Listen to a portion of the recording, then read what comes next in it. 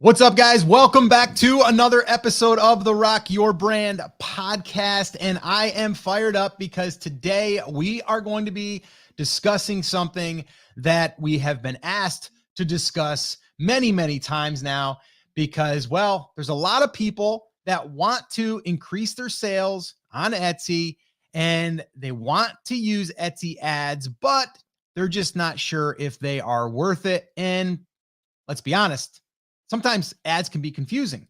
So what we decided to do is really drill in and make this a dedicated episode to just going over how to make Etsy ads work in 2023 and answer that question. Are they worth it? And you know what? There may be a better time for you to use them. You might be surprised though. I have some thoughts on that. But I definitely think that Etsy ads are an opportunity for all of us to be able to use. Chris and I are going to be diving into when you should use them, how you should use them, and also some of the nuances with them, and also some of the myths around them that we've been hearing other people talking about. And really not that they're saying it because they want people to do bad. It's more of just they don't understand really the strategy that you can use with an Etsy ad, especially if you are a brand new seller. Now, if you're a seasoned seller, totally is going to help you as well. So Chris, I'm fired up. Are we ready to dig into Etsy ads, which I know that you love the whole ads angle because you spend some money, helping people manage ads, lots of money. I'm an ads nerd. And one of the things that I love about Etsy ads is anyone can do them, at least right now, right? Like, even if you're not somebody who's spent tens of millions of dollars on ads on different platforms like I am, you can use Etsy ads. And so the question then becomes when and how to use them. And Scott, as you alluded to, are they worth it? And that's really what we're going to tackle here today. So I'm fired up. I'm ready to jump into it. If you're ready to jump into it, let's just jump into it. Yeah. I don't know why I keep saying jump into it, but I'm going to go with that. Let's jump into it. All right. So we are going to be discussing how to make Etsy ads work in 2023. And I am going to be going over right now, Chris, and we're going to dig into each of these. There's 5 areas that we need to talk about in order to make these Etsy ads work. And what I'm going to do is I am going to basically discuss one of these areas. Chris and I will kind of go back and forth with it. We'll kind of dig in. But by the end of this, I want you to really understand how to do it, but also how to deploy them and how to really understand if they are worth it for you and if they are in fact working. One little side note here. I've been hearing a lot of people say, well, I'm going to wait to use them until, I don't know, I get a couple of reviews, or I'm going to wait to use them until I start getting some sales, or I'm going to wait to use them until I have a certain number of products. Hang tight because we're going to be addressing those questions and concerns during this podcast. All right. So the very first thing to make Etsy ads work in 2023 is this right here. And this is number 1. And this is what I call the prep work. This is where we need to evaluate the potential of the product that we are trying to sell. So the way that I like to look at it is, and this is kind of going back to my Amazon days. So some of you that don't know, Chris and I, we've sold a lot of product on Amazon, millions at this point. And there has always been, this launch product. And it doesn't matter if you make money at first with the product, just launch the product, get that flywheel going. So this way here, Amazon will rank you, right? Because Amazon wants to promote products that are getting sales velocity. That's what they're going to push. So you kind of are, you're kind of gaming, if you want to call it that, the system. You got to have a good product, okay? Because if you get visibility, it's just not going to do well. But it is a way to spike the algorithm. But we need to know, and what I'm getting at here is it works the same on Etsy. Etsy wants to promote, and it makes sense. I mean, think about it logically. If you owned a company and you had 5 different products selling of the same thing from 5 different sellers, and you found one of them was selling really well and the other ones weren't yet, what one would you want people to see on a daily basis? The one that's getting sales, right? So that's in effect what we're doing here, all right? And that's kind of the logic that you have to think of. But if we're looking at it that way, if we're looking at it through that lens of, okay, we need to get a certain number of sales in order for us to rank. Because a lot of people just think, well, I'm just going to put my listing up, I'm going to optimize it the best I can, and I'm going to get picked up by Etsy, and Etsy's going to promote me because I'm a new listing and because I've got a great optimized listing. It's not how it works. All right. And so what we need to do is evaluate our competition. So is the product that we're going after, is it getting 2 sales a day, 1 sale a day, 10 sales a day, 30 sales a day? This is something that we need to do up front, because it doesn't really matter, okay? If you have, I mean, you'd have to have deep pockets, but it doesn't really matter if you get 1 or 2 sales even through Etsy ads, and you have your competition is getting 10 sales a day. You're not really putting a dent in it. You're not really showing Etsy that you're a better one to promote organically. All right. So that's something we have to do in the very beginning, is the prep work. And I know it's the boring work, but it's the prep work before we actually turn on Etsy ads. And this is where I think people, they kind of drop the ball. Chris, what are your thoughts on step 1 here in prep and evaluating the potential? I think you have to understand, and we're getting some comments, Scott, about understanding what their profit margins are and all of those kinds of things, and if it could ever make sense. And I think knowing that you have the ability to do that, right, to run these and go, yes, that makes sense. But you also have to keep in mind, and Scott, this is something that you stress all of the time, right? If we're turning ads on, kind of right out of the gate, and we're not waiting, like a lot of people are talking about doing, our conversion rates are going to be lower, but we're also trying to get the thing that starts the flywheel moving, if that makes sense, right? The catch 22 in the Etsy world is that you need sales to get sales. Now, that's not 100% true, right? We could wait 5 months or we can start to spike the algorithm in other ways. We can go with the slow build approach. But if you're wanting to see results up front, then we have to kind of lean that direction. Does that make sense? Yeah. And I think that's definitely is something that a lot of people actually think about, is they're always thinking about, well, I don't have a good profit margin to run ads, right? Well, here's one thing that I would say to that. If you don't have other products to sell those customers, then yeah, it might not make sense. Okay. But if you do have other products that they would be maybe going to buy, well, that ad is more or less like, I don't know, years ago, they used to call them loss leaders. They probably still do. It's kind of like, well, you might not make as much profit on that one thing, but are you going to be able to get them to buy other things once they come into your shop? Or are you going to be able to send them now a thank you coupon code where they can buy something else? Or are you going to have them on your email list now that you can then continually send them emails about things that you've added to your shop? Or have they favorited your shop and now all of a sudden they're going to get notified from all of the different products and sales that you're having in your shop? So these are the things that people don't think about. They just think about, well, I don't have a really good profit margin, so I can't run ads, right? And so that to me is limiting the amount of traffic that you can get there. Now you have to have a strategy, right? If you're just selling trending shirts, it's probably not going to work for you. Right? Not now you're on a volume game. If you're selling a trending shirt, there's probably a lot of other people selling that same shirt, probably hundreds. And now what you need to do is you need to bring your price down, which that's going to reduce your margin. And now you might be making $1 a t-shirt. So now you're like, well, how does that work for Etsy ads? You better be selling a lot of shirts, right? But a better way of doing this is, number one, don't go after trending products. We always talk about that. Go after products that are, evergreen, that's something that's someone is going to be interested in, that also might be interested in other things that you have. So that's why that's really, really important. But yes, putting off the profit for the beginning, and we'll talk about that, is really important, because in the very beginning, we need to get sales velocity. We need to get reviews. We need to get people coming into our shop so they can favorite it, so they can maybe add something to a cart, but then they don't buy it. And then we can send them an email inside of Etsy to try to get them to buy something. So all of those things happen by getting the attention and getting that traffic. Does that make sense, Chris?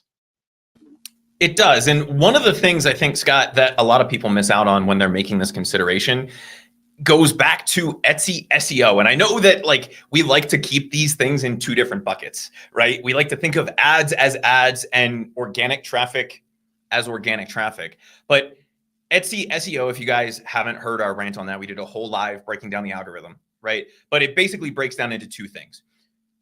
Is your listing relevant? And then what happens when people get to your listing?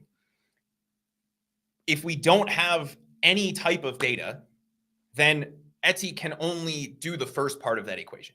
If we can give them even a little bit of data, even if we're not getting purchases, even if we're just getting clicks to the listing and favorites or add to carts or any of those kinds of things, all of those things are positive indicators to Etsy that we should rank higher organically, potentially, depending on what our competition is doing, right? And so we need to take that into consideration as well. And I think, Scott, the thing most people don't take into account is that portion of the equation. They say, hey, I have $500 to spend to promote this. I'm going to wait. The problem with waiting is you then have to wait for the second part of the algorithm to take over, which means you're totally reliant on that Etsy boost up front, right, to get us enough organic views that then we can start to get the favorites, the add to carts, that page specific data, right? And I'm sure Etsy takes a deeper look at the analytics, like time on page and bounce rate and exit rate and all of the like really nerdy analytics things that nobody actually really cares about or understands what they mean, right? Right. But if we can shortcut that, that potentially sets us up for more organic traffic in the short and medium term, rather than having to wait for the second part of that SEO algorithm, the Etsy rank, as I've started to call it, portion of the algorithm to take over. Does that make sense? Yeah. And I really want people to think about this. And I've said this before, but I'm going to say it again, because I think it's a good analogy. I want you to think about you're running Etsy ads to your shop as if you are having a sale or a grand opening sale, or you're letting people know about it, right? If you have a brick and mortar shop and you're brand new, or you want to stir up some, some business, you usually are going to run some ads, whether it's in a newspaper. Years ago, we used to do that all the time, running, newspaper ads. Now it might be Facebook ads.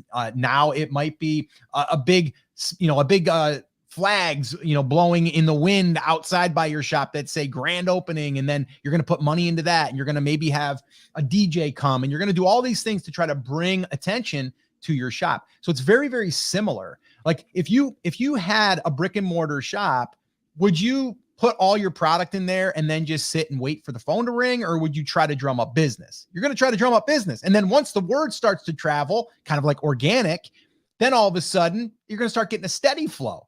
So you got to kind of think about it that way. At least that's how I think of it. Hopefully that helps. All right, let's go into number 2 here. All right.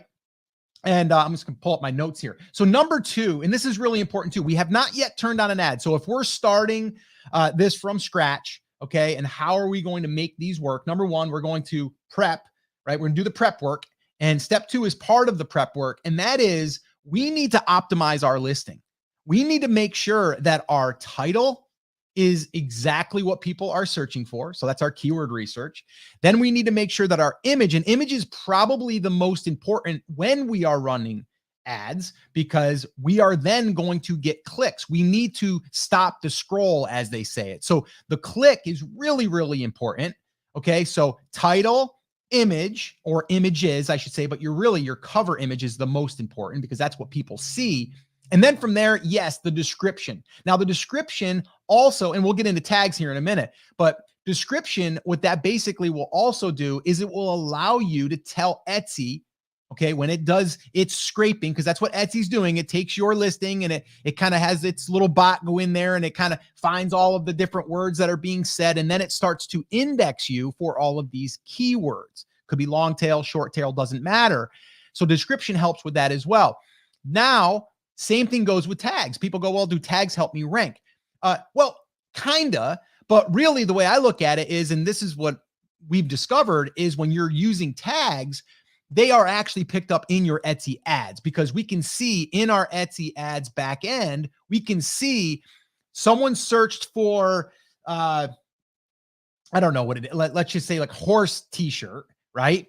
And in our tags, we have horse t-shirt. Well, it will tell you that someone searched for it, and where they found it, where Etsy found it, was in a tag. And so we know, okay, they are using tags, right? So that's why we want to make sure that we optimize the heck out of our listings before we turn on our ads. All right.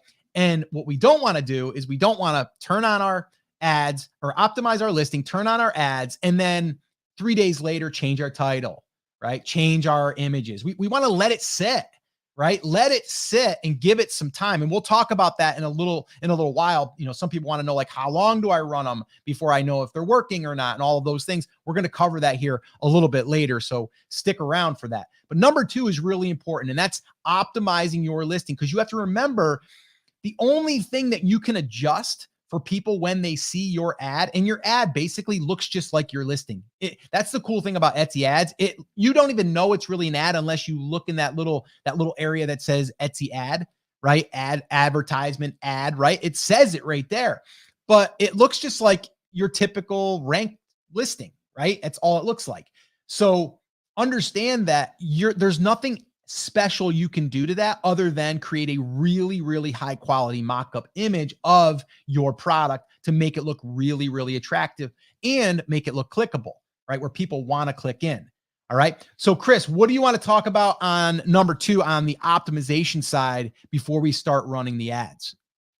So this is, I think, Scott, one of the most underrated things in the Etsy ads ecosystem. And so a lot of advertising networks, right? Think Facebook. Yes, they have like a quality score for their ads, but if you're willing to pay $100 a click, they're going to put you in front of everybody, right? Etsy, on the other hand, because they are constantly thinking about who the customer and what the customer is most likely to buy, in addition to telling Etsy how much you're willing to pay per click, right? The other thing they take into consideration is the listing quality score, right? It's the likelihood that somebody's going to click on it to start with. And if you're not very likely, you are going to pay more, which does lend some credence, Scott, to some of the people who are saying, I don't want to do it up front because it's going to cost me a little bit more. Well, yes, but we also have to get data to get data. So at some point we have to either wait for those people to come through organically, or we have to kind of force it and be willing to pay a little bit more upfront, knowing that will get better over time. And so the same things that optimize us to do well in Etsy search are oftentimes and almost identically linked to the same things that help us do well with Etsy ads. So having a proper title, right? The very first thing Etsy is going to do if you are running an Etsy ad is do the same comparison that they would do if you were going to show up organically, which is why a lot of times you will see somebody in the ad position and then ranking highly for the same keyword on the organic search results, right? And so we have to pay attention to the things that are going to get us the results on the organic side to get us the results on the ads side as well. Now, because we are kind of forcing that a little bit, we do have to be much more conscious upfront about what our title looks like, what those images looks like. Are we using video in the listing, right? What is the thing that's going to get somebody to stop and click? And that's really where people need to focus up front. But it's actually the same thing that they need to be thinking about when they're doing the listing creation to begin with. So it's really nice to know that Etsy is looking at that as a factor, because then you have to say, okay, well, if I'm not doing well, right, I'm getting impressions or no clicks in Etsy ads, then I have a listing problem, right? Etsy is showing me for the things they think I'm relevant for, the things Etsy is telling me that people should be clicking on my listing for, and they aren't. Right. And so this, when we get into like the ads analytics stuff, we can talk about this a little bit more. But the very first test when we get there is, are we getting clicks versus getting impressions? And if we're getting impressions and not getting clicks, then we didn't do a good job of the pre-work, setting up the title, setting up the listing, setting up the images and the media element of this to resonate with what the customer is actually looking for. So if we can set that up organically, it's also going to pay off on the ad side for us as well. Well, and that's what I think that needs to be said is, it's really important to make sure that we just have a really good optimized listing. We can call it SEO optimized, like whatever, right? But we want an image that's, not even just an image. We want a listing that is interesting, is well put together, easy to read, even in your description, like making it very scannable, making, capital, headers. So that way there it's easier to scan, maybe use some emojis, like making it easy to read. But also all of the information you're putting in there is going to help with the Etsy SEO, where when they index your listing, you're going to be able to show up for a variety of different, of different terms. And you'll see that in the data, by the way, and we'll talk about that. We have a step coming up here where we're going to be analyzing that. That's where we can really get some intel. We can really start to understand what we're ranking for, what we have potential for, and actually we can look and see what keywords are doing the best, not just relying on a keyword research tool, because there's no better research tool than looking at your actual data, right? And so that's something that we'll definitely be talking about. Before we move on, Scott, you mentioned something just now that I think people need to pay attention to.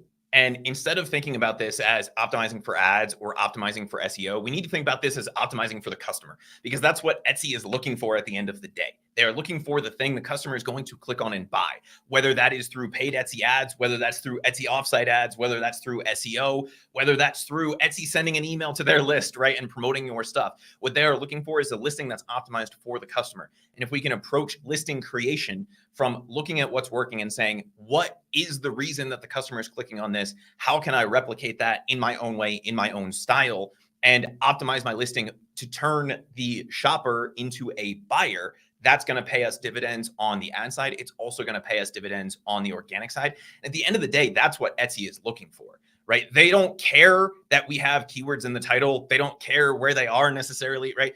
They don't care what that stuff looks like. What they are looking at this as is as the algorithm, right? Which is the weird phrase that everybody uses, right? But if we're thinking about this from that perspective, it's really optimizing for the buyer rather than trying to test and tweak and do all of these different things.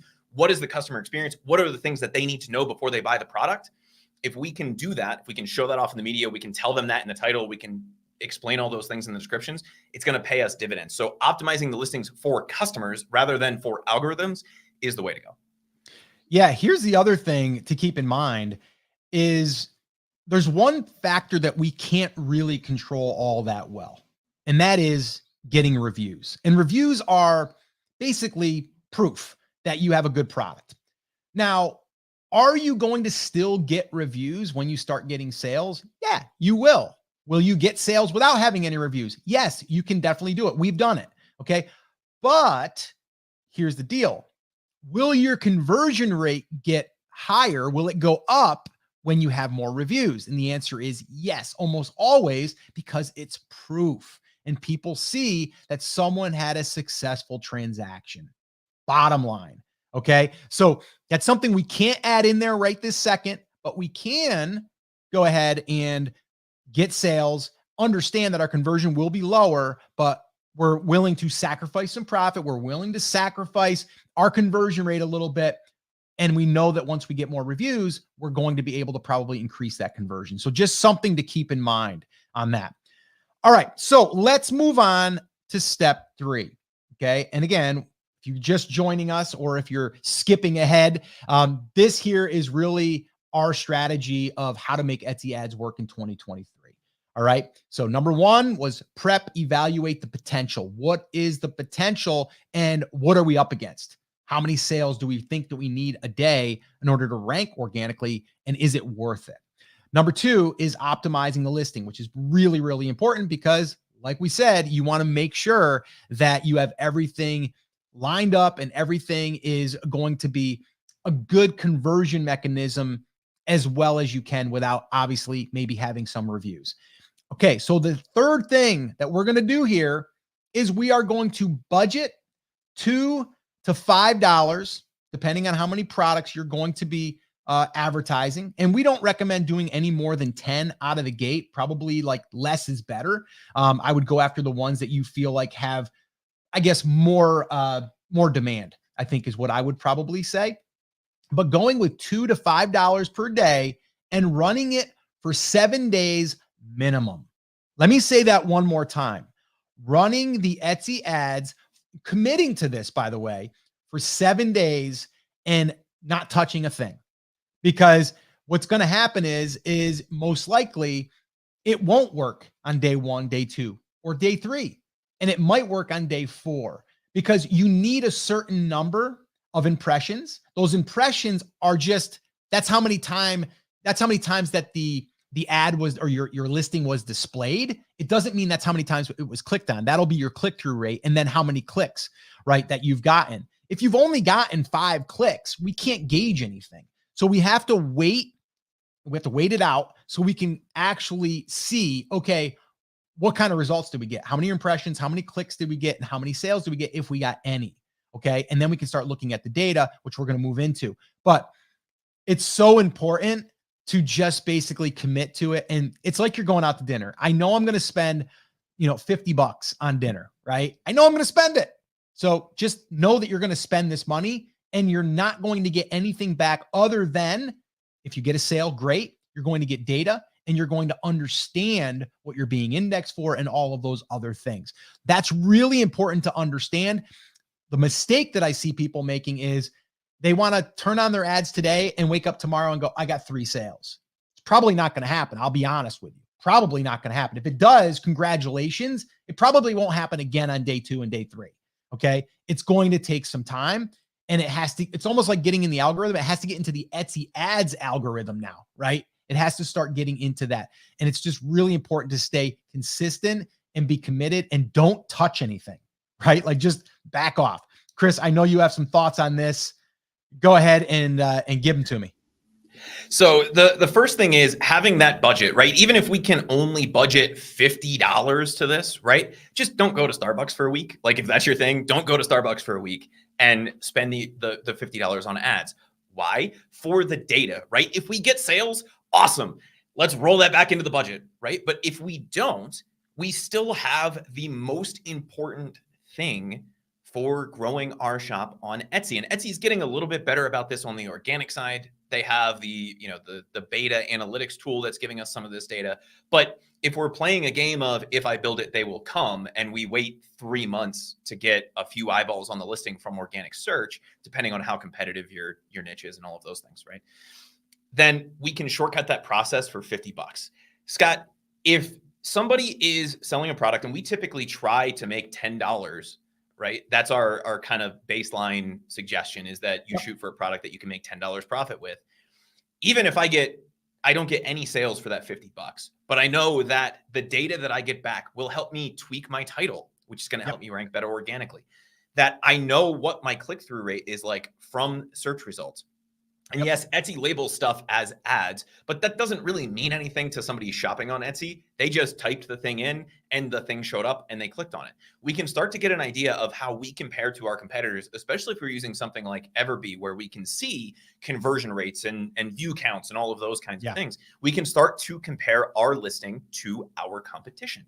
That to me is worth 10 times that $50, right? It's worth $500 or $1,000 for the data that you get back for the $50. And because they run on a cost per click algorithm, you're only paying to get that data. You're not paying if you're not getting any data. And so to me, to shortcut that process of getting the initial sales, even if I don't get them from the ads, but I understand what Etsy is saying is relevant for. And then I go back and I look at my competition. I say, ooh, I should have put flip-flops in there and not sandals, because everybody that I'm, Etsy's saying I'm relevant for flip-flops, but it's not in my title. It's not, it's not anywhere. Maybe that's where all of my competitors' sales are coming from.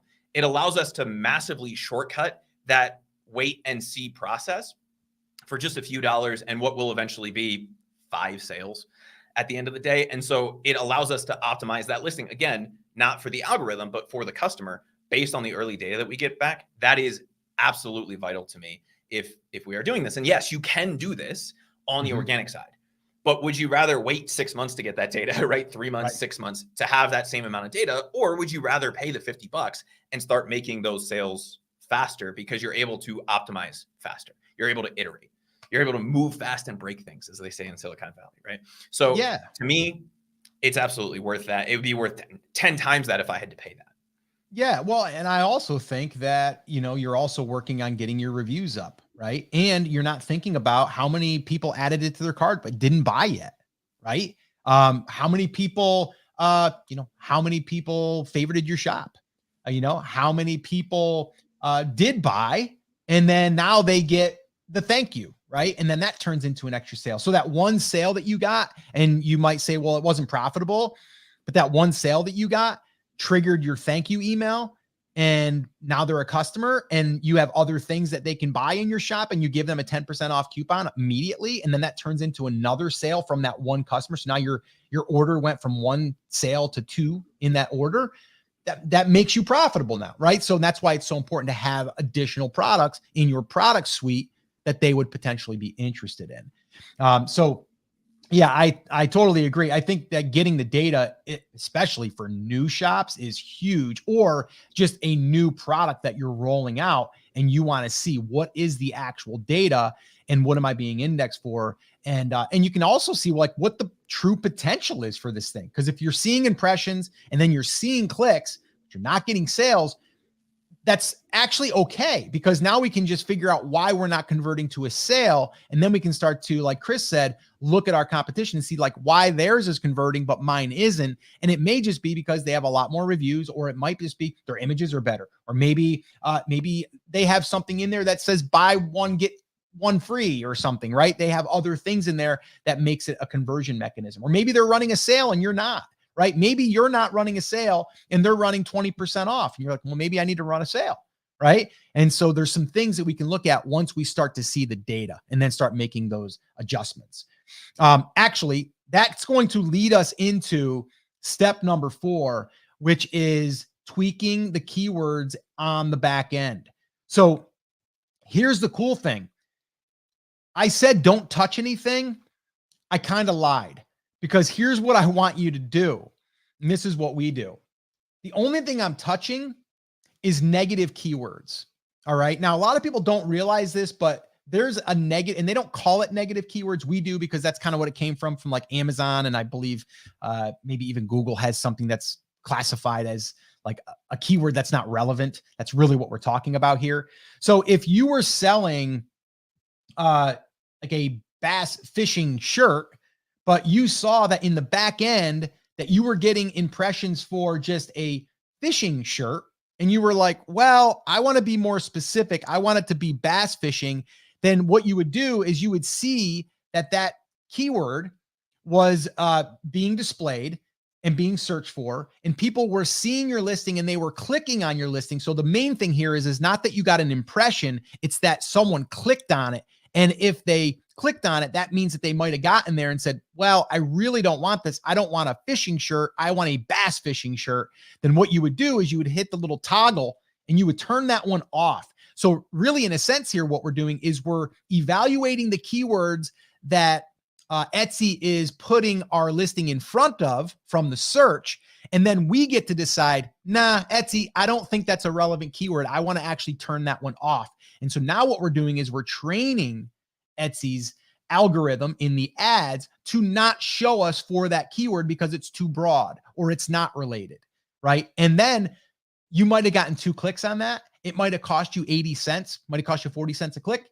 Well, you're not going to get those clicks again, right? So you're not going to spend that 80 cents. So you kind of lost 80 cents to figure out that you were ranking for that stuff or you were indexed for that stuff. You don't really want to be indexed for that stuff for ads. So now you kind of trained the Etsy algorithm for ads to not show you, for that particular keyword. So this is where we do that. And I would say, wait, maybe 3 days, right?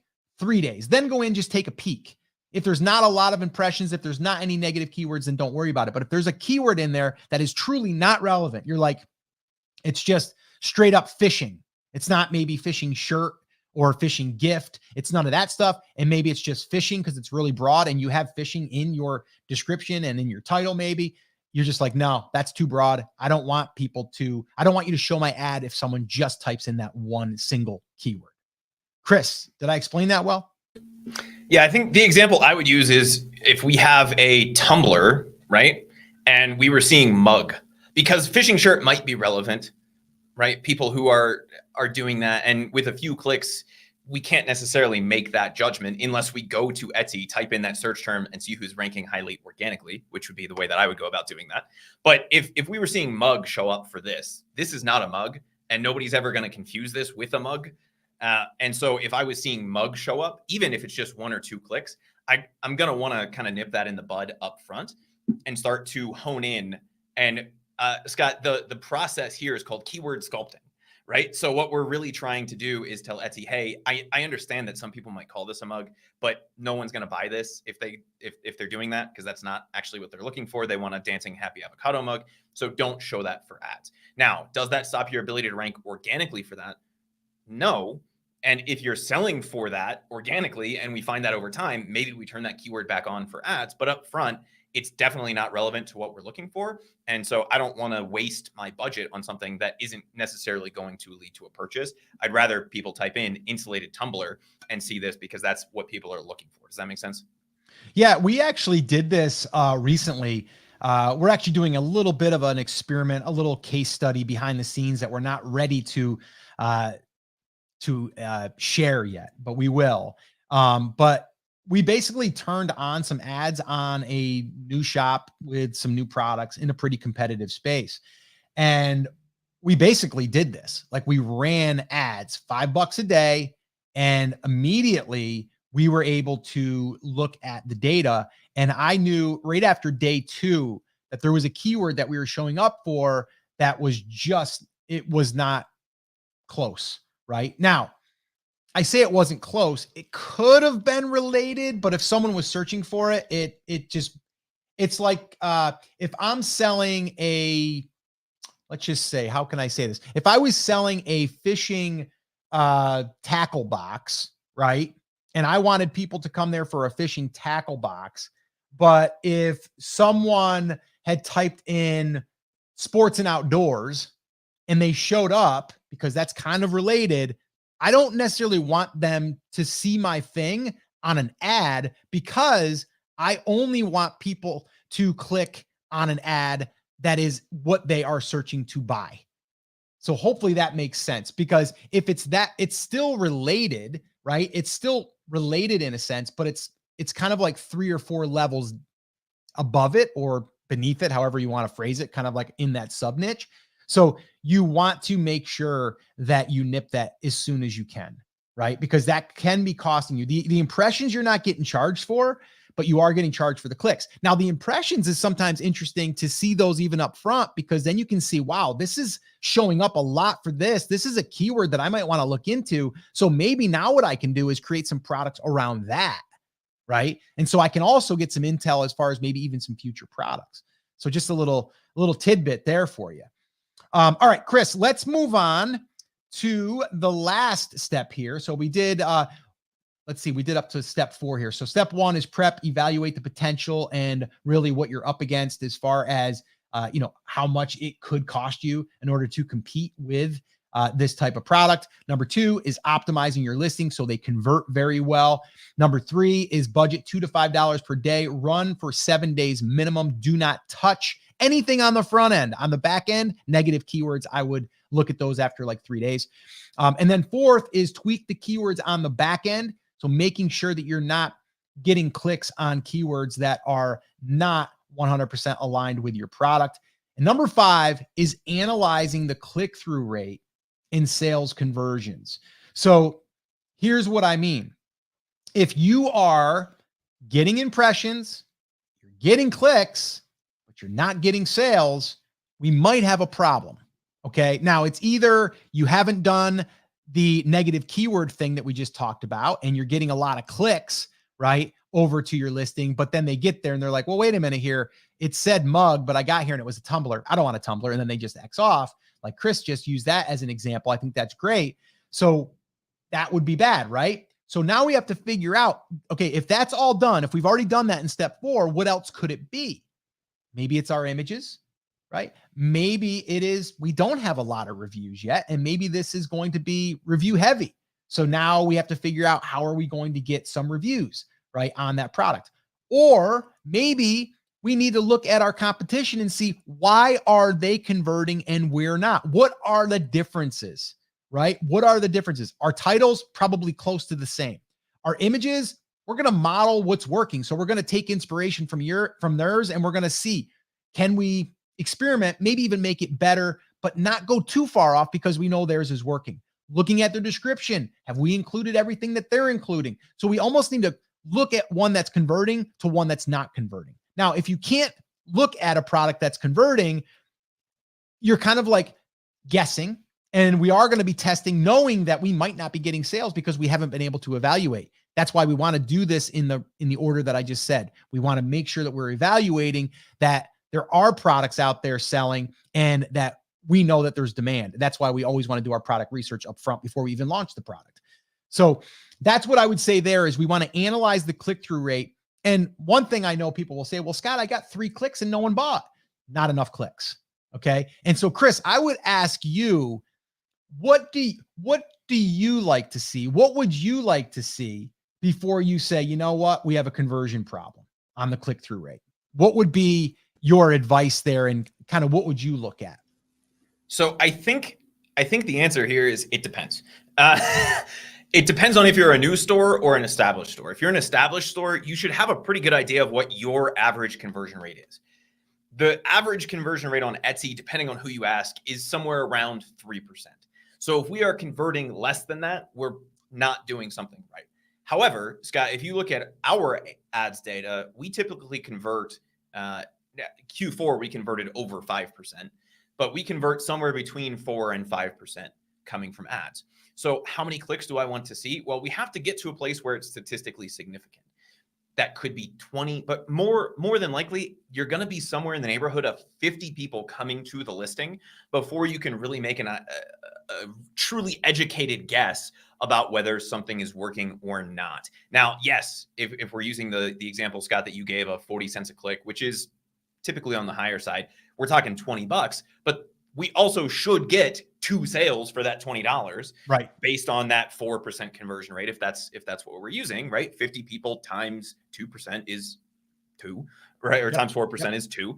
And so that's gonna equal out. If we're not getting that and the keywords are relevant, then we have a conversion rate issue. So the way that I like to think about this is kind of as a 3-step process. And it's the same way, if you guys have been with us since the Amazon days, it's the same way I suggested analyzing it on Amazon, because it's just how this works. Step 1, are we getting impressions? If we aren't getting impressions in Etsy ads, then we have one of 2 issues. Either we don't have a high enough bid, right? We don't have enough budget to actually account for that. Or Etsy's saying we're not relevant for anything and they just can't figure out what our listing is, in which case we have some sort of a listing issue, right? If it's the second one, then we can just try bumping that up and that will potentially get us some impressions. So if we're not getting any impressions and we have, that $5 budget set and we're not seeing anything, take a look at the listing. Also take a look at your budget and your bids, right? If you're getting impressions and no clicks, well, that's our first conversion rate issue. If we're not getting impressions, it's a relevancy issue. If we're not getting clicks, it's a conversion rate issue. And so people aren't converting by clicking, right? There's 2 conversions that we have to think about. The first one is getting them in the door of the store. The second one is selling them the TV, right? Or selling them whatever it is that we are selling. And so if we're getting impressions and no clicks, then we need to take a look at the search results to say, why aren't we getting people to click on the ad? Maybe it's because we're priced at $75 and everybody else is at $20. Maybe it's the images. Maybe it's our title. But we need to take a look at those things. And that's the first place where we can really start to make some tweaks. If we're getting clicks and no sales, and again, I'm not talking 1 or 2 clicks, I'm talking 40, 50, 100 clicks and no sales, then we have a different conversion rate issue. And the problem at that point is not obviously going to be the keywords, because we're already sculpting them out. So we're making sure, and somebody asked, if I'm showing up for SVG related to, bass fishing SVG for my t-shirt, should I turn that one off? The answer is probably yes, right? If we're getting lots of clicks from mugs and this is a tumbler, we need to turn that off because this isn't what people are looking for. But if those clicks are relevant and we're not converting, then we need to take a look at a few things. How are the supporting images on the listing? Are they the same? Are they showing off all of the same things that our competitors are showing off? If they are, how is the title, right? Is it truly describing the product? In our product description, are we saying that this is a metal insulated tumbler and it's not made of plastic, if that's the concern, right? What are the things about the product that we aren't talking about? There's also always going to be the thing, and I know, Scott, I know we've gotten at least 2 questions about this so far, about should I wait to run ads until I have some reviews? Etsy gives us a little handy way around this by showing shop reviews, not just product reviews, right? But we also have to understand that our conversion rate will be a little lower up front. I've heard people say that you should never drive traffic until you have reviews. People don't buy things with no reviews. And if that's the case, no one would ever buy anything that didn't have a bunch of reviews associated with it. And we know that that's not true. But we do have to keep in mind that our conversion rate probably isn't going to be 4 or 5% from ads until we start to have those things. But if we've gotten 50 or 100 clicks and absolutely no sales, we have a conversion rate problem on the listing. And it's not just that we don't have reviews. It's likely that we aren't giving customers the data that they need to make the purchase decision. we have to remember that people can't just walk in, pick this up, open it up, realize there's not a plastic liner or whatever it is, whatever the thing is that they're looking for. We have to give them all of those details in the listing.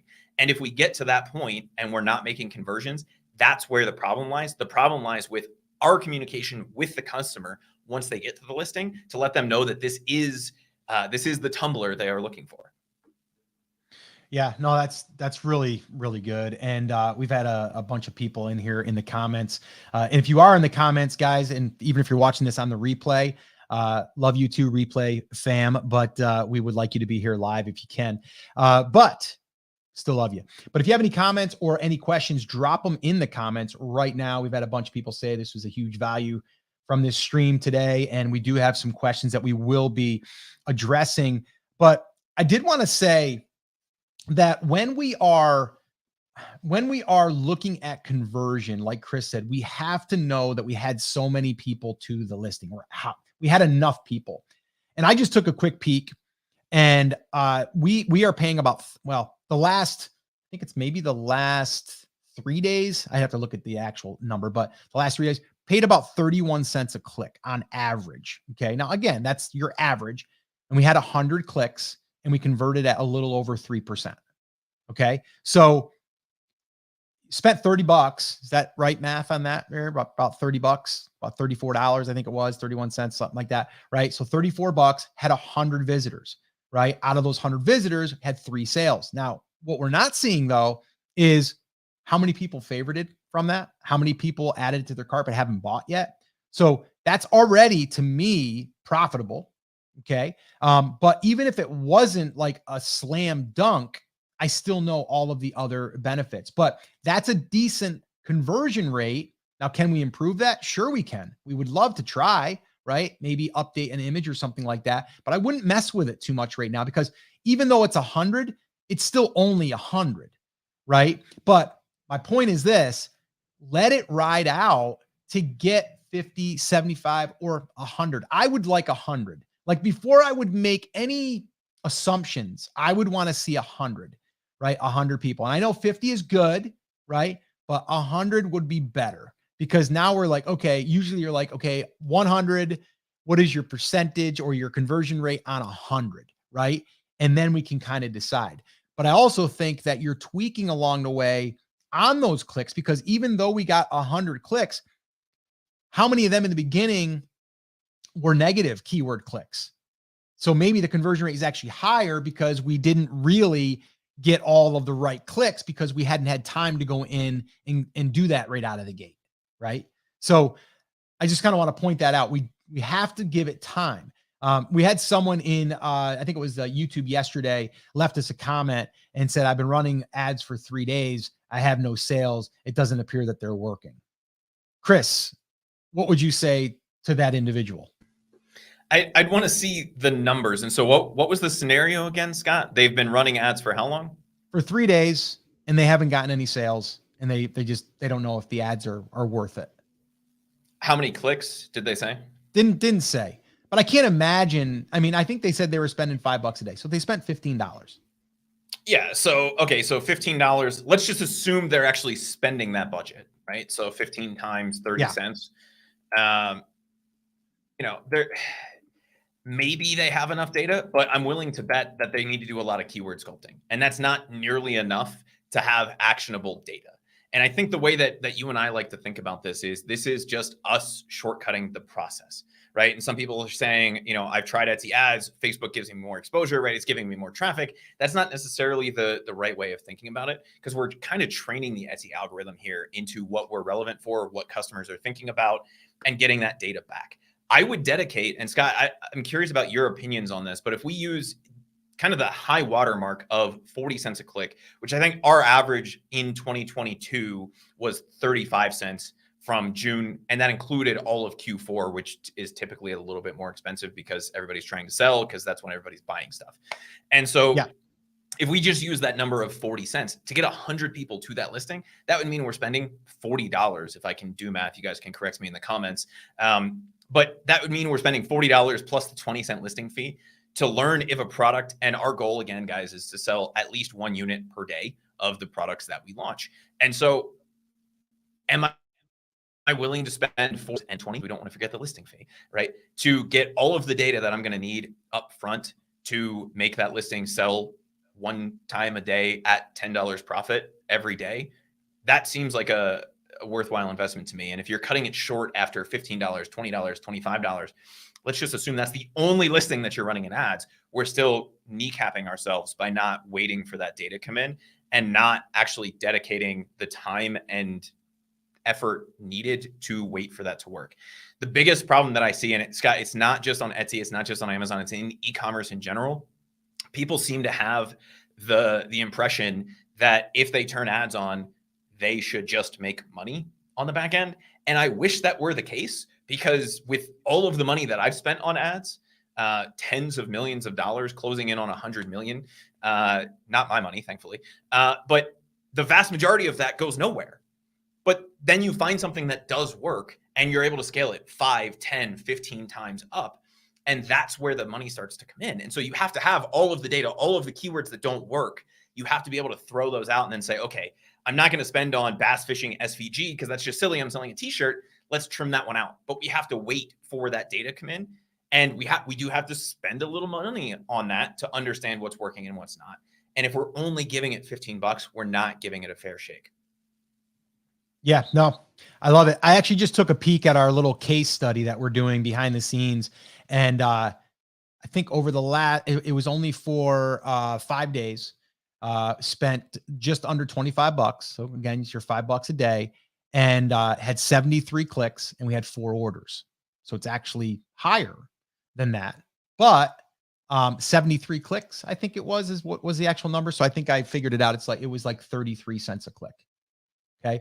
And it's about the average of what we're seeing right now. Now, I have to go in there, kind of see like, okay, and I haven't did this in a couple days. So I'll have to go in there and look at the negative keyword stuff and make sure that everything is where it should be.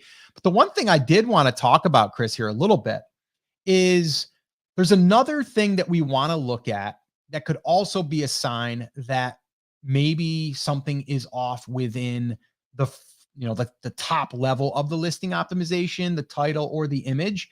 And probably, I would say probably more with the image than the title. But how would you analyze the click-through rate? Okay, so for people that are new to ads and stuff, we're talking about it displayed and now someone clicked through. So in Etsy ads, we can see the click-through rate. And I just looked, we had one that's like a 3.8 on a click-through rate, and we had another one that was like 1.3. So it was less impressions, but it was still, it was off. It was different. So now what we can do is look and say, okay, well, we got 3.8 on this one product, on this one listing, but we got 1.3 on the other, which is still pretty good in my opinion. But why is it such a difference? Is it they showed up and the title didn't represent what they were searching for? Or is it the image that they saw, it made them interested? They didn't really want to click through though. Like, so what can we do there, Chris, to look at the click-through rate and to really adjust it? That's kind of the first step in the process. And everybody's going to ask the next logical question, which is, what is a good click-through rate? The answer is, depends on your niche. But if you're seeing, a 0.2, 0.3, right? If you're seeing below 0.5%, that's probably a good indication that people either aren't seeing the product as relevant, although Etsy thinks it is because that's why you're getting impressions, or there's something massively wrong. And this is kind of that first step, Scott, where I said, if you're getting impressions and clicks, but not sales, what is the thing that's leading to that? And it's also the same problem here, right? If we're not getting a click-through rate that's equal to our other listings, either we're showing up for keywords that aren't very relevant for that, which is not as likely to be the case, but take a look at what you are getting clicked on and do your keyword sculpting. Or people are seeing it and they don't resonate with the image, or they don't resonate with the price. That's basically your 2 options there, right? And so we can do something to try to stand out. If we're running a promotion, right? As we get down towards the end of that promotion, Etsy starts to show the sale countdown timer on there. That's going to draw people's eyes. But the thing I would do as a seller, in addition to running sales and promotions, which you should be doing because it's a great way to boost click-through rate regardless, is just double checking your pricing and the photo. Now, if you are selling t-shirts, and Scott, you and I have talked about this in the past, we don't want to price ourselves necessarily competitively with everybody else who's selling t-shirts. We still want to make our $10 or more on that t-shirt. So if we don't have that lever to pull, then we have to look at the photos or the media. Are we using a video? What is the photo? And go to that specific search term, look at what your competitors are doing and see what's different, right? It's playing that weird matching game of image A, image B, spot difference, and just see what would be the thing, what would be the reason that somebody's clicking on the other ads that are showing up and not yours, or the other organic listings that are showing up and not yours. So it's either going to be at that point price or image, most likely. And if you don't have the price lever to pull, then take a look at the image side of things. Yeah, let's talk about that real quick. What can we do, like very easily, to get more clicks? And I have a few ideas here that I'll share with you. And these are the things that I would be doing and I am doing as we speak. All right. So the very first thing is, and a lot of people don't realize that this is a thing, but I would add a video to my listing. And here's why. Not that when people click in, they're going to watch it, but what it does is as people are scrolling, it has an auto play feature. So when they scroll over it, it becomes active or it starts to play. So that grabs the attention. If you are in a very competitive niche, or you have a lot of products that you're competing with, your image might look similar to everyone else's image. But if you don't have a video that can draw attention, you might not get noticed. Okay. So I think having that as part of your optimization when you're in step 2 and making sure that your listing is fully optimized, putting an image in there. And the image can literally be a picture of it. And then you just zoom in on it, maybe then show another angle of it in a little slideshow. It could be 15 seconds long, 10 seconds long. All that's going to do is it will stop the scroll, or it will get someone to stop and notice. All right. So that's something. Now, if you have a product that you have that you've, even if you're doing print on demand and you ordered it, I know we order a lot of our products and then we have it. So we can actually take video of it, photos of it, unboxing it, like all of that stuff will definitely help getting the click. It will just get it noticed. So that's one big driver, I feel. I think the other one is the image itself, right? If there's something that you could do with that image to make it pop, it could be a color, right? It could be some within the mock-up, there could be a certain color, right? That grabs the attention. I think that's another great conversion thing that we can do, right? We can tweak that. But again, I wouldn't do it until after we've gotten 100 clicks and we can say, okay, this conversion or this click-through rate isn't where we want it to be. It's low for whatever reason. And then I would do that one thing and I'd run another 50 clicks and see how it performs, or not even 50 clicks. I'd get impressions for 2-3 days and see what the click-through rate has went to at that point. All right. So those are two really, really simple things that you can do to get the click. Once we get the click, now it's a conversion thing on, within the listing. And that can come down to reviews. It can come down to your description. It can come down to how many more images you have in there. So another thing is make sure that all your images are filled in. If you have some testimonials or some reviews, which are basically testimonials, if you have 1 or 2, let's say, take that, screenshot it, put it in one of your image slots, right? So that way there people can scroll and they can see that too. If you have a money back guarantee, put that in one of your image placeholders, right? So those are some things that you can do to increase the conversions once someone is in it. But to get the click, we got to get the click first, right? We can get eyeballs, we can get impressions, but now we need to get that click. All right. And that's where it's probably going to come down to images, or the cover image. And it's going to come down to putting an image in that slot. So that way there, you're able to get that click when someone is just randomly scrolling. And why are they going to choose yours? Now, I will say one other thing that I would definitely do, and you covered it, Chris, but I would make sure that we highlight this and we underscore it. And that is run a sale, right? Having a sale on the item is going to be an increase in conversions, but also people see that it's on sale before they click in, right? So it's kind of a double benefit here. We are going to probably get more clicks through it, because now it shows up as, and it may even show up and says 12 hours left, right? If that's coming to a close. So that's a a reason for someone to click in. But then when someone is clicked in, it's also a conversion mechanism for someone to want to buy right now because it's on sale. So those are some things that you can do to increase your click-through rate and also increase your conversion. So I would definitely give that a shot. And I think at least in the advertising world, what you're talking about there, Scott, is what's called a scroll stopper, right? Especially in the social media ads world. So our first job, we don't have much control after we've created the listing over what Etsy thinks the listing is relevant for. But what we do have control over are the second half of that equation, right? How many people are we getting to the listing? And then how many of those people are buying? And if we can do whatever it is that we need to do to stand out, that's always going to help us. Video, especially now that Etsy is implementing the autoplay on the video side of things, is a huge benefit. I know, and somebody actually already asked, actually 2 people have asked now in the live comments, how do we create video? Well, there's a bunch of different ways to do it. You can use any app that you want, but the easiest thing to do, especially if you're somebody like a print-on-demand seller who doesn't necessarily have the product on hand, is to create a GIF. And you can do that or a GIF, depending on who you ask. You can do that inside of something like Canva, and you could just take all of the listing photos and have it set up like a little transition between them just to show off the different angles. You export that as a video. Etsy doesn't know that it's not a well-produced they just look at the file format. They go, hey, that's a video. And then they put it up. That's a cheat that we've used a lot of times on Facebook ads. If you guys have ever heard us talk about building an email list and using the giveaway method, we'll almost always test a static image versus a GIF. How do we create the GIF? We go into Canva. We take all of the images of the things that people are going to win if they win the thing, and we just export it as a video. And it goes from one to the other, to the other, to the other. We don't have to get super fancy with it.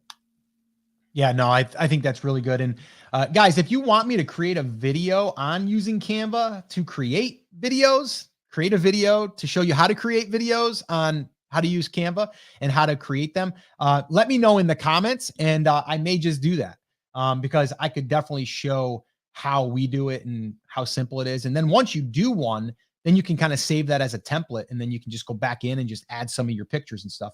If I get enough people that say that they want me to create it, I'll probably create it. So let me know in the comments. If you're listening to this on the podcast, well, you should come on over and hang out with us. And I should probably tell you how you can hang out with us live. And that is by going over to brandcreators.com/group. That is our Facebook group, the Rock Your Brand group, or you can just head on over to YouTube and find us over there. And then you can subscribe to the channel, which I should probably also say, if you guys have gotten value from this and you're on YouTube or on Facebook, do us a favor, give us a little love, smash that like button, give us a little love, a little heart. And that would be amazing. And it would help us reach more people. So we appreciate that. All right, Chris, let's answer some questions and then we will rock and roll on out of here. I did have a couple that came in yesterday, but I did want to answer the ones that are in the comments. Let me just give you these real quick, and then we can go ahead and answer these, and then we'll move on to the ones that are in the comments. So the first question I have, Chris, is, should I wait to run ads until I have reviews? What's your thoughts on that? No. Say that again. Oh, no. There's no reason to do that. And the benefit of that, right? The thinking behind that, Scott, comes back to the conversion rate conversation that we were having earlier. You are going to convert higher if you have reviews. But if no one ever bought a product that didn't have reviews, no one would ever buy a product, right? It's kind of like saying, I'm going to wait to see the Rotten Tomato score of a movie. And if I don't like it, then nobody's ever going to go see it because it got a low Rotten Tomato score. Well, guess what? Rotten Tomato scores for movies don't determine box office revenue, and reviews and number of reviews don't determine whether a product is going to sell or not. If I need a water bottle and this is the one that I like, warts and all, scratches and all of that stuff, then I'm going to buy it. It doesn't matter, right? Would I like to see a review? Absolutely. Is it going to increase the number of people who buy that? Yes, but there is a huge portion of the population that is not review sensitive. Some people will only ever buy if they see an exact number of reviews the right way, but we can't think about those people. The real reason we're running the ads to start with is to get the data to see if people care enough about our listing to click on it. And then if they care enough about our listing, are they doing anything about it? Are they favoriting? Are they adding to cart? Are they hopefully buying? But if we wait until we get reviews, we have to wait till we get all of that traffic first. And then we have to hope that we've gotten a sale from that traffic and then do that. There's no reason to wait until you get reviews. Scott, the other side of this question, I'm going to pose this to you, is how many products do I need to have before I start running ads? Yeah, you need one. You need one product. And the reason why I say that is, yes, we would love to have more products in the product suite, because like I had said earlier, is we want someone to come in. We might not make a lot of money on that first sale, but we have other sales. But here's the cool thing. Even if you are brand new and you have one product, I would want to start getting the data, because you're probably going to launch other products off of that. Here's the deal too. If you're launching one product, it's probably one design and it's probably on one product. Here's a hack for you. Put it on other products. If you're using print on demand, it's very easy to do. I've done videos here on the YouTube channel showing exactly how I was able to take one design, put it on 5 products in literally under 10 minutes. So I would say do that. So let me change my answer. I would say try to have 5 products, but really it's just one design. So try to build that out, because that way there, if someone comes in, we're able to sell them more than just that one item. But I don't like to wait. I like to start getting that data. I like to start seeing what type of response, the impressions, the click-through rate, the conversion rate, like all of that stuff. And I'm going to start seeing what keywords I'm being indexed for, and also the true number of impressions that a keyword is getting, which is gold. Like you can't use a tool for that. There's no tool out there that gives you that accurate of data. So that's why I think right out of the gate, I wouldn't wait. But again, I would definitely do that hack. If you have one design and it's on a t-shirt, put it on a pillow, put it on a sweatshirt, put it on a tote bag, put it on whatever else makes sense. Put it on a blanket, right? Put it on other items. And that way there, you're going to take that one design, that one product, and multiply it by 3, 4, or 5. And that's going to be better for when you are driving those people. And you get more real estate on Etsy. You get more areas for people to find you. So I can keep going on for days on that stuff, because I think it's really important. But I would say start now. Like when you have one product, start ads. What if we have the opposite problem and we have 100 products? How do we choose which product? I know it's going to come up. So if we have 100 products, do we run ads to all of them? Do we pick and choose? What is the thought process there? Yeah. So if you have 100+ products, or even 50, but let's just use 100 products, I would probably want to do my research and see what products have the most demand, right? The most traffic, but also probably ones that don't have as much competition. So, and I know that sounds like it's going to be hard to do, because it's like, well, how do I find products that have high demand, but has low competition? They're out there, but I would always want to go after products that are getting searched for. Because we can turn on ads. You're not going to spend your budget, right? They're not just going to take your money. I know people will say, well, like, oh, Etsy's going to just spend my money on random keywords. They don't want that for you, because then you're not going to want to run ads, right? It wouldn't work for them. So I would say I would choose, if I had 100 products, I would probably start with 5. And I think then I would go up to 10, maybe 20. But you have to understand, when you have that many products and you are advertising all of those products, it is going to make managing your ads harder. Because if you listen to our our explanation as far as like what we would do for optimizing and our campaigns and looking at the negative keywords and all of that stuff, that's going to take time, right? And you have to go in there and do that. So that's why if we start with 5, 10, it's manageable. So that's what I would do. I want to look and see how much demand is being searched for, through like using a tool like Everbee, and, seeing what type of sales velocity is there. And then being able to know that, okay, I'm not just going to go after a product that's getting, 100 views a month, right? Not sales, views, right? Like that's going to take a long time. So I'd want to advertise the ones that I feel are getting the most attention. Now, the one thing that's cool about this is if you have some products that only get 100 views per month, well, do you think if someone comes into your shop and sees that, they might want that too, as long as you've created a product suite? Yeah.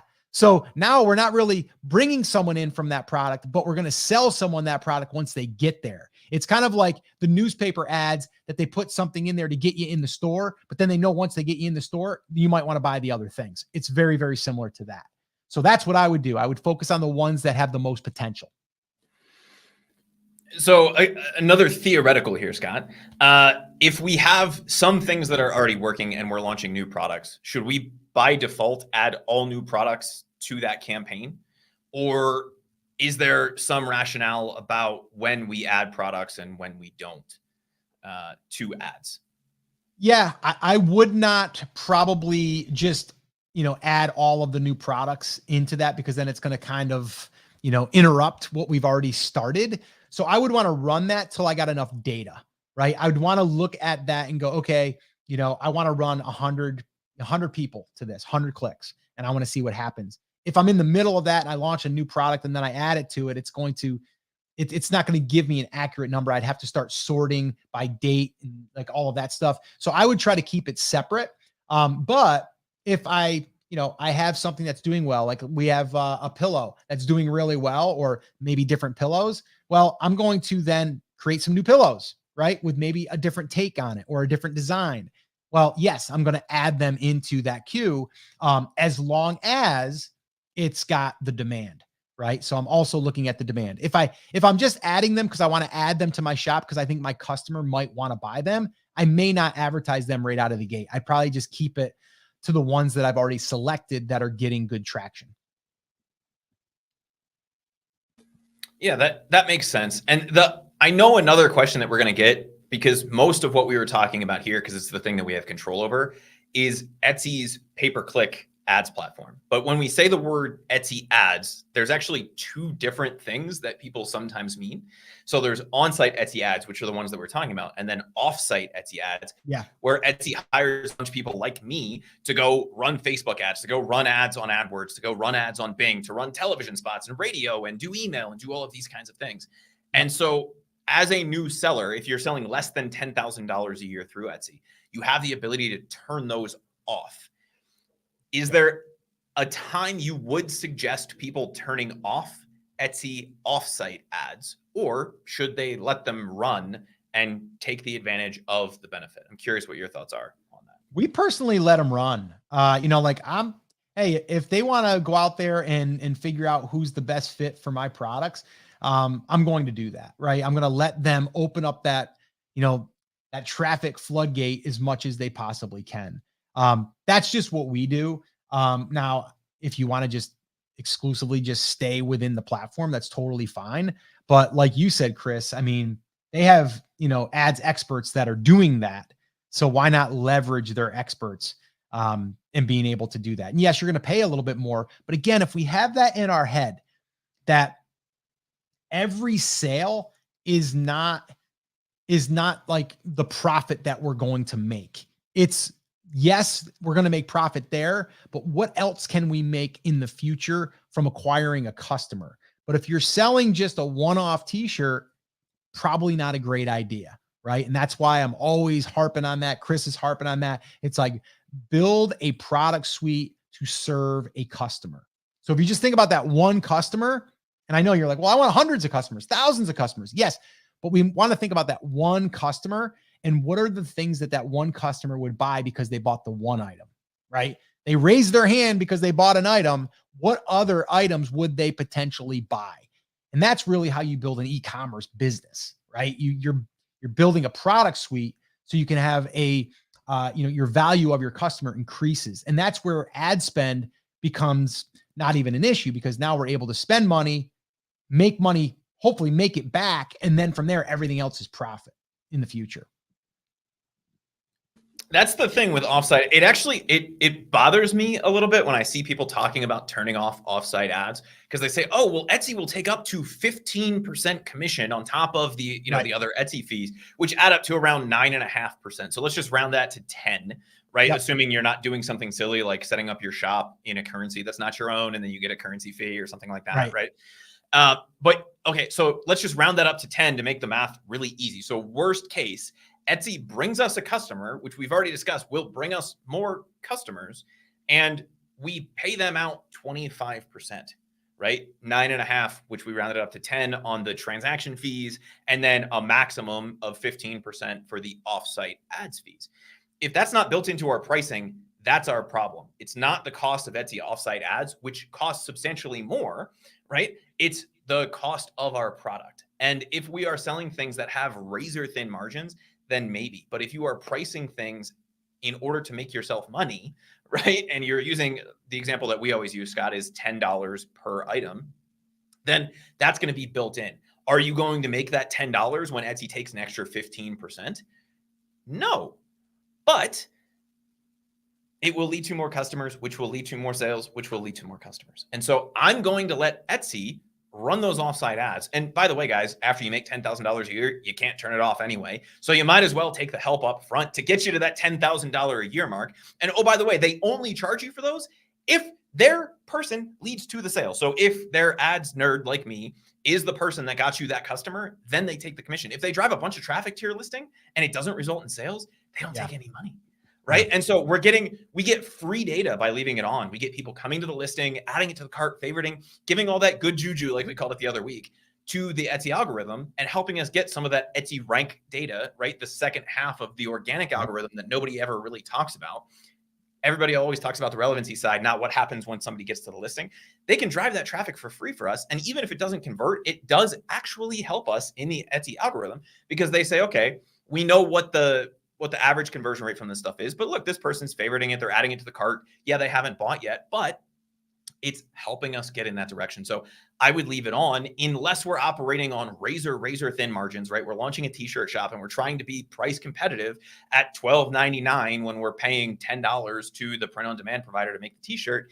That's not our cup of tea. And so we don't recommend building a shop that way. If that's where you are, then go ahead and turn it off. But if you are building a shop for the long term and you have a little bit of margin, you're trying to price to that $8 to $10 to $15 per item, leave it on, get the free data. And every once in a while, you're going to make a little bit less on a sale. That's a fair comparison because if you go out and you build those Facebook ads on your own, even somebody like me, I'd say, Scott, I probably fail more often than I succeed, right? It's kind of like gambling. You go to the casino, you just got to hope that the cards come out in your favor more than they don't. And that's how you walk away from the casino a winner. But that's really the ads thing, right? We know we're going to lose 70% of the time when we're running an ad, but the 30% that work, we're counting on those to work really well. And when they do, they do. We don't have to spend any of that money, that 70% of the money, to worry about that. We just have to collect on the 30%. And for me to be able to take a little bit less home to get the customer, that's the first thing. To get the sale and to get the Etsy rank algorithm to start to understand who's buying our stuff, why they're buying our stuff, what happens when people come to the listing. That data is well more than worth the 15% that they charge if they directly lead to the sale. Does that make sense? Yeah, 100%. And I'm a fan. Let's answer some of these questions in the comments right now. We've got one here from Chris. It says, is there also a golden rule for clicks to sales ratio? So Chris had asked what a good click-through rate is, which is funny because I guess he came in right after we talked about that. So when we were talking about showing up in ads versus organic versus any of those kinds of things, I said there's not really a golden rule. But if you're converting, you're getting people from seeing an ad to clicking into your listing 1% or higher, that's pretty good. If you're lower than that, then you maybe want to take a look at some of the factors that we discussed earlier. In terms of clicks to sale, that would be what is referred to as conversion rate. The answer again is it depends. However, right, we know from our data, we typically convert, and across 6 months of last year that I just looked at, we converted around between 4 and 5% on average. So if we're getting 100 clicks and we're not making 4 sales, we're converting below that, then we have to take a look at why that is. If you're getting 100 clicks and no sales, you have a massive issue. If you're getting 2 sales, that's pretty good. If you're getting 4 or more, that's great. Again, average conversion rate on Etsy, depending on who you ask, is somewhere around 3%. So if we're doing that or better from our ads, that's going to give Etsy a lot of data saying, hey, this listing sells really, really well.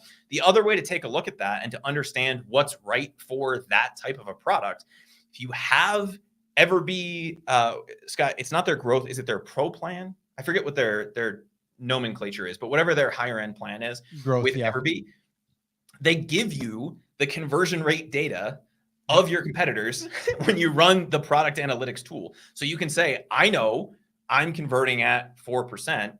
They're converting at 16%. what are they doing that I'm not? Or Yeah. I'm converting at 4%, they're converting at 0.6. Then we know that we're headed in the right direction. So being able to look at something like that can give us a great pointer. It's going to vary from product to product, from niche to niche. Those are just our numbers. But typically, if you're seeing 3 to 4%, that's really good. If you're seeing something less than that, it's probably okay. If you're sub 1% or you've gotten 0 sales, then you have a massive problem. Yeah, no, I think that's great. Awesome. All right, let's answer this one here. How is the advertising content of offsite ads determined? Do you know that? They're going to take, yeah, they're going to take what's in your listing and then build the ads. They're not just going to make things up about your listing. They're going to take the information that they have, the images, the photos. I guess that'd be the same thing. The images, the videos, the description, the title, and turn that into an offsite ad. Okay. Let's see here. And Chris said, thank you.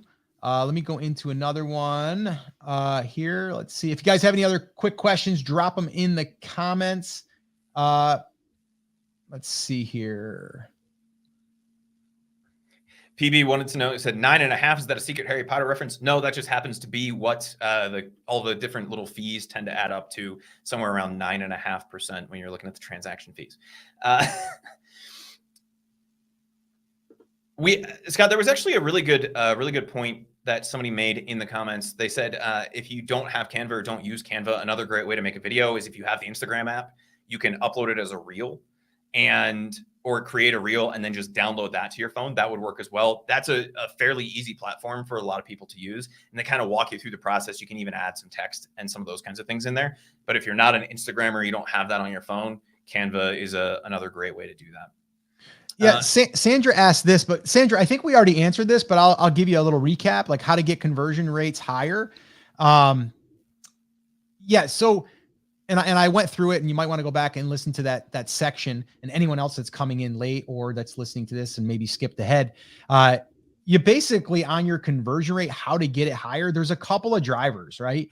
And we're talking about conversion rate, meaning like sales conversions, not a click-through rate conversion, right? So to get a sale, to me, if someone clicks into that listing and doesn't buy, it's either because they clicked in because your ad was displayed, right? It was displayed for a search term, and then they clicked into it wondering, and then they get in there and they're like, oh, this isn't what it was. It wasn't, it's like Chris said, it could even be a tumbler, but they didn't know that it wasn't stainless steel. It was plastic, right? And they're like, oh, I didn't want that. So then they click off. So those are like subtle things. But then I would say your image is representing the product. And then if they get in there and you don't have any other pictures, so that could be a deterrent or something that doesn't give them more information about that. And I think a big one is reviews, right? So if you don't have reviews, we got to work on getting reviews. You got to understand that your conversion rate right now without reviews or with little reviews is going to be less than when you get reviews. It's just the way it's going to work. And so one way of, again, of like, even like making this, seem like you have more reviews, if you only have a handful of reviews, is doing what I said. Put those reviews in some of those picture slots. Like even take like one of them and like one image slot and just put like 3 or 4 of them in there. And then that way there people get to see them, even though they might not have clicked in. So that's a little hack there for you to use that. But those are the main areas of where you're going to increase. Like someone goes to a listing and they make the decision to buy or not to buy. All right. One other thing I would say, make sure that you have your internal triggers set up, your email triggers. Make sure that you have favorites on, because those people might not have bought it, but they favorited it. They might not have bought it, but they abandoned the cart.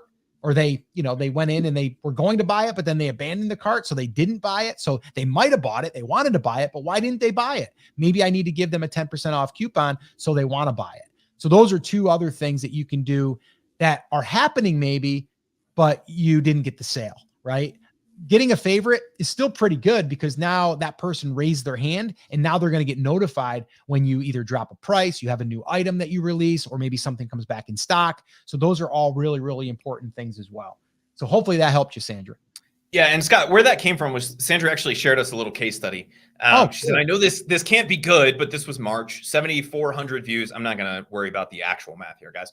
Yeah. 800 or 80 clicks and 2 orders. How do I make the orders go up to half the clicks? Sandra, if I had that answer, it wouldn't matter, right? That'd be a 50% conversion rate. So I know I said in the comments that's probably not realistic, but looking at this, right? What does that say? 2 orders out of 80 clicks. So we're converting a little over 2%. That'd be almost exactly, I guess it is exactly 2.5%. So that's good, not great. The question that I would have is this a new listing? And if it is, then we'll probably see that tick up over time. But my biggest concern here is that we're just, let me do the math here to make sure I'm not going crazy. But what is that click-through rate, Scott? 74.52. So that'd be right around 1%. So that's kind of right at the bottom range of where I would want to see that. And so the question would be is, what are the things we're getting clicked on versus just the things that we're getting impressions for? And then how do we stack up? Because if we can improve that click-through rate, even if we only get it to 1.1, 1.2, if we can get a few extra clicks, that's likely going to get us over that extra sales hurdle. And then doing the things that Scott talked about, making sure that you have all of your automation triggers set up, trying to run a promo, doing some of these kinds of things, all of those are going to increase that conversion rate. Again, we're at about 2.5%. We average on our stuff between 4 and 5% coming from paid ads. So there is a lot of room to move here on both sides of that. If it's a newer product, you'll see that start to tick up over time, but it may also be that you're getting some of those initial clicks that aren't as relevant, right? Mug for a tumbler, some of those kinds of things. Turn off those keywords and you'll start to see that spend a little bit more intelligently. And Scott, that leads me into the next question, which we've gotten a couple different variations of, which is essentially, what do you do if you have a listing that's not getting impressions? And so to me, there's 2 things here, and I'm curious what your opinion is. The first thing is it the only thing we're running ads on, right? And if it is, then we have a massive relevancy issue in the eyes of Etsy for any of the things that they would try to identify for that product. If, on the other hand, we have 10, 15, 20, 50 products in our advertising campaign, and one is not getting impressions, we can do a few different things. The first thing that we can do is we can raise the budget, right? We can raise the budget and see if that solves the problem. Because what Etsy is going to do is they are going to favor the thing that is most likely to lead to you getting a sale. Why? One, you're paying Etsy every time somebody clicks on that ad. So Etsy makes 30, 40 cents there, right? They're going to make the 20-cent renewal fee, plus they're going to make the 9.5% on the transaction fee. So they're going to favor that with what they show in your ads. And if they have to make the determination between Scott's red t-shirt and my mint chocolate chip, I guess I would call this t-shirt, right? They're going to say, well, Scott's red t-shirt, a lot more people understand what that is versus a mint chocolate chip colored t-shirt. So we're going to show Scott's red t-shirt and push the budget that direction. So one of my complaints about Etsy ads is that we can't set product specific budgets, or we can't create really ad groups where it's like groups of related products and assign budgets there. Not complaining. I love the way that Etsy ads is set up. That's just the inner ad nerd in me. But we don't have as much control as we do on some other platforms. We can't force Etsy to spend the budget. So if we're finding that they're leaning in that direction, one thing that we can do is increase the budget. Will that guarantee that they spend it on that product? No. Why? Because if there's more room to spend on Scott's red t-shirt and they know that's the one that's most likely to lead to a sale, they're still going to favor that. So right. Take a look, make sure that it's relevant, but it may just be that the other stuff you have is more likely to sell, and Etsy's always going to favor the thing that's most likely to sell. Does that make sense?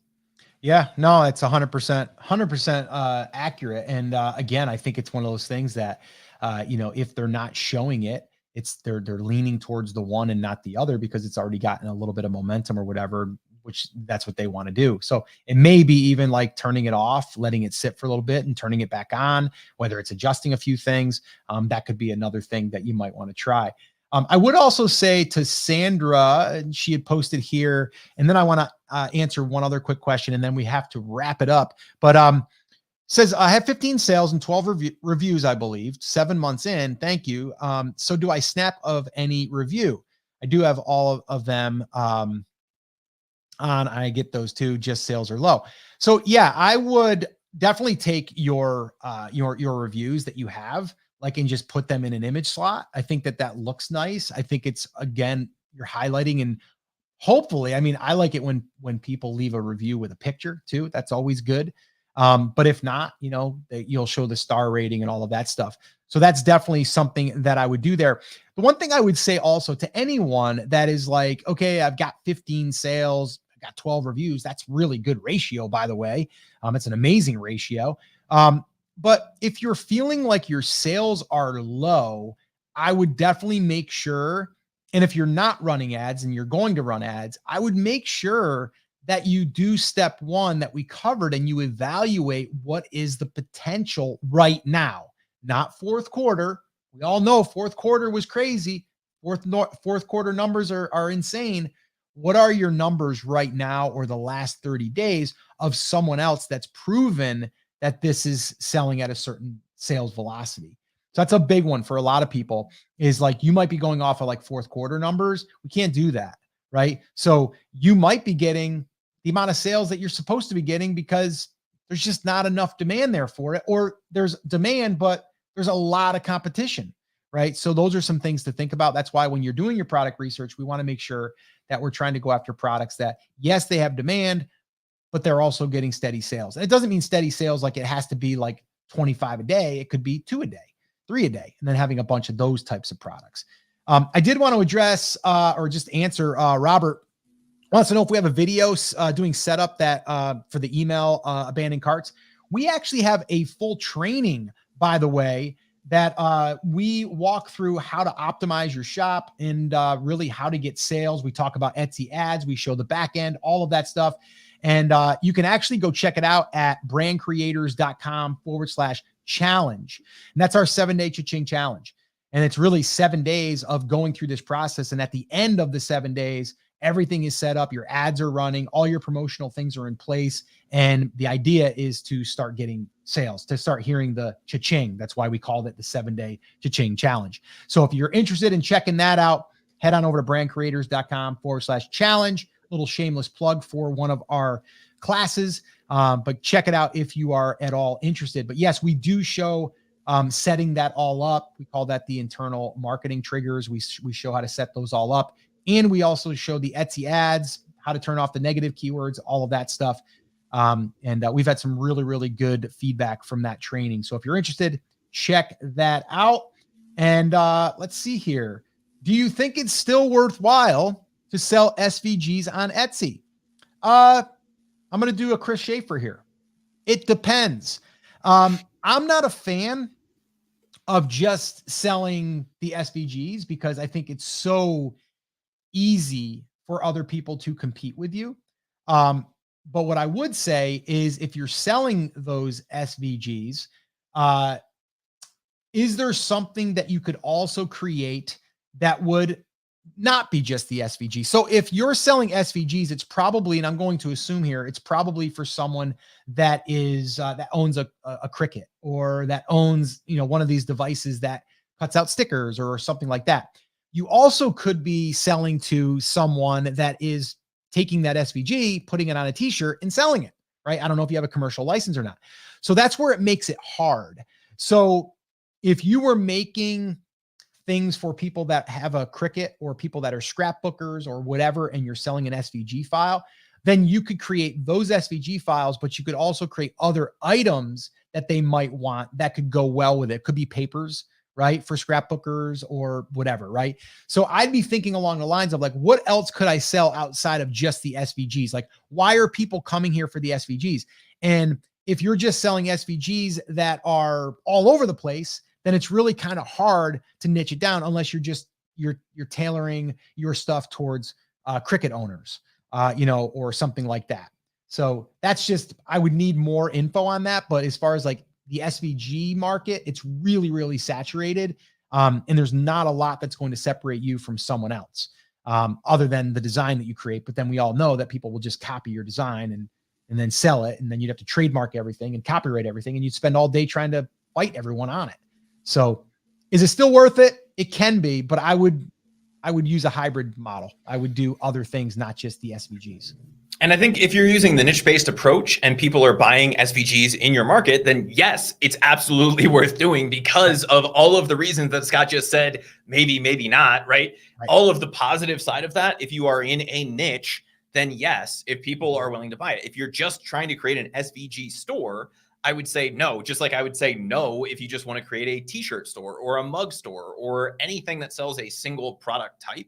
I would Mhm. avoid. But if you're coming at this from the niche-based approach and people in your niche are buying SVGs or printables in general, which pretty much every niche is, right? Then yes, it's a logical product extension, and you don't have to worry about being the lowest priced offering out there, right? It's the same thing with t-shirts, like you and I were talking about, Scott. I don't want to price my t-shirt to make $1.50 on it to compete with the people who are cranking out 1,000 different t-shirt designs a day with their giant virtual assistant team in the Philippines or Midjourney or whatever it is they're using to do it.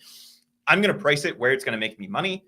And if it does, it does. If it doesn't, it's 20 cents, right? That's all that I have to worry about there. Scott, I had one other question about ads that I saw in the feed, and it's now gone because a bunch of people have commented, but it was basically what happens the opposite way. So I can't get any impressions because I don't have budget. What if Etsy isn't spending my whole ads budget? Does it mean that my listing is bad or wrong? And the answer is no. There's two potentials here. One, they don't have enough data to think that you are relevant yet, in which case we probably need to raise the bid, because that's the other factor that comes in, right?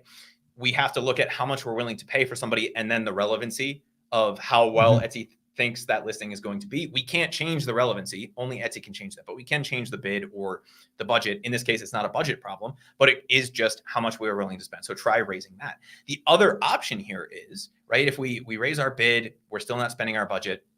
Say we're bidding $5 a click and that's our daily budget, and they're just not giving us any impressions. Or some days they spend it, some days they don't. It could be, and you'll see this especially with newer shops that have only 1 or 2 listings, that there's not enough keyword volume there to spend through your budget in a day. And so if that's the case, that's a great place to be, right? Because then as you add more listings, you can get more bang for your buck out of that $5, $10 daily ads budget. But the easiest thing to do is just to raise the bid and then see what data comes back. Yep. I got one question here I want to answer too real quick, and then we're going to wrap it up. I have less than 20 sales, only 1 review. How do I get more reviews? And this is a great question. And here is what I would do. You have 20 sales and you only have 1 review.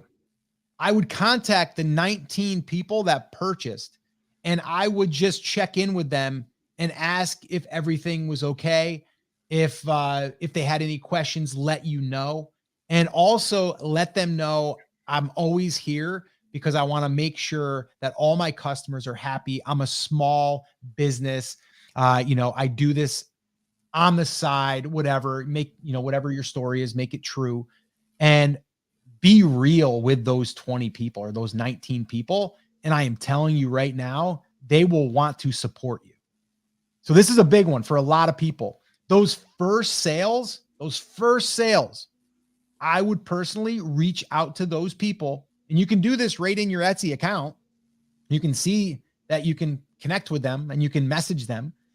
You're not telling them to buy anything. You're just saying like, hey, it's Sandra. I'm just checking in with you. And I wanted to just see how everything was, and you received everything. And if you have any questions, let me know.